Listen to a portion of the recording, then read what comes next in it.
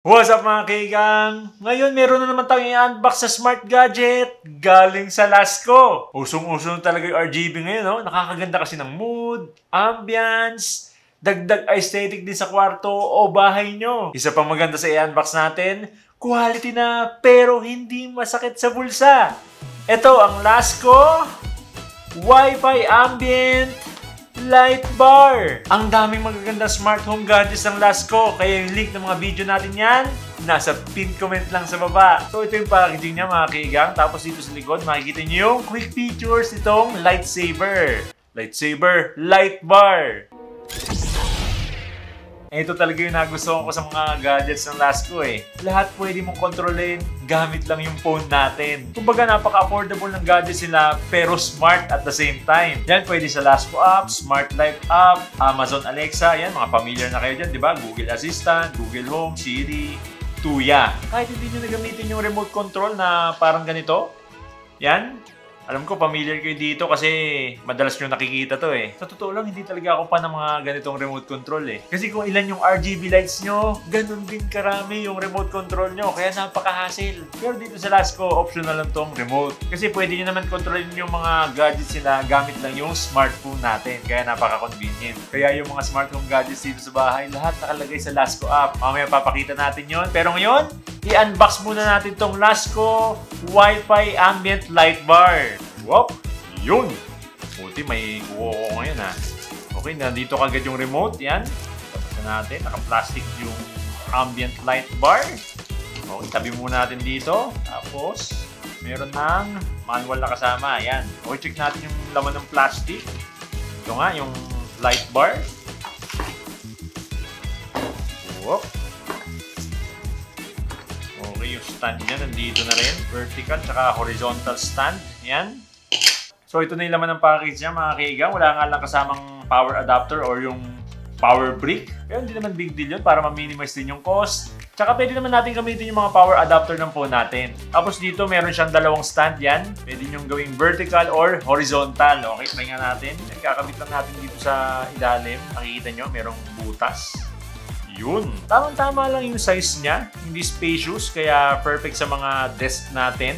Pwedeng vertical, pwede ding horizontal. Kaya bahala kung anong trip nyo. So mga kaigang, ito na mismo yung Lasco Wi-Fi Ambient Light Bar. So yung build quality niya, lahat plastic yan. Plastic to, plastic dito, pati yung stand, plastic din. Tapos ito yung remote niya. Yan, alam ko familiar na kayo dito. Pwede ka pumili ng kulay, pwede mo itaas yung brightness, speed, mode. Nakikita naman natin dito sa remote. Nakikita din natin sa app. Kaya mas okay. Doon na lang natin kontrolin yung Lasco Wi-Fi Ambient Light Bar. Dito sa wire niya, meron din siyang controls. Yan, pakita natin ang malapitan sa camera. Itong C yan, pwede kayong mamili ng mga color patterns. Tapos ito yung power button.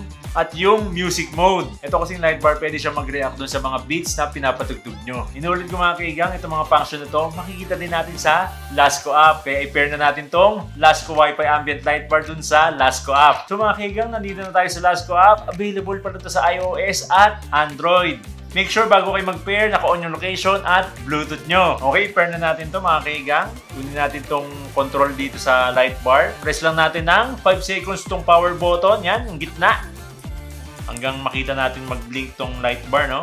Ayun, nakita natin, nagbi-blink na ng red. Ibig sabihin, ready for pairing na. Okay, balik tayo dito sa Lasco app. Press natin tong upper right, yung plus sign.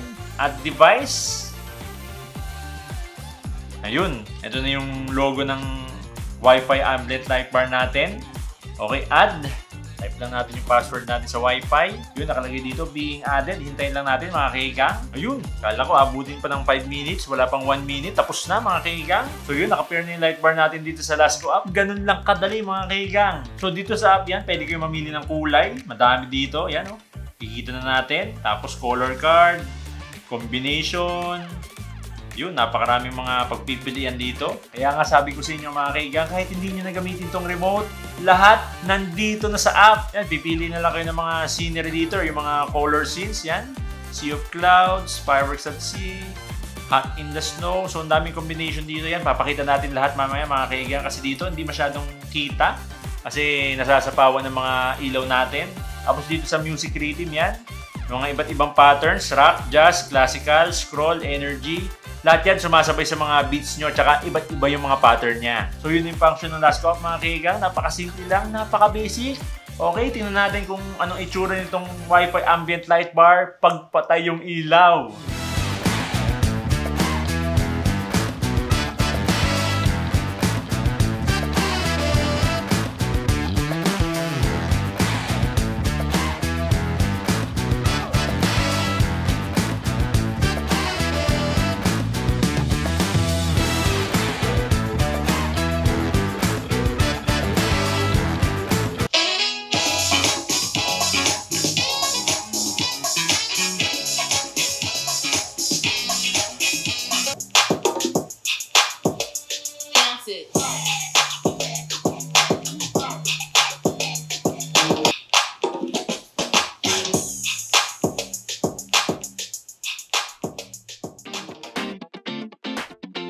Kaya kung naghahanap kayo ng smart RGB lights, pampaganda ng ambience ang bahay nyo o kwarto, napakasulit itong Lasco Wi-Fi Ambient Light Bar. Meron ng app support, voice command, 3.5 watts lang, napakatipid sa kuryente, at 599 pesos lang. Kaya kayo mga kahigang, anong masasabi nyo dito sa Lasco Wi-Fi Ambient Light Bar? Comment down below!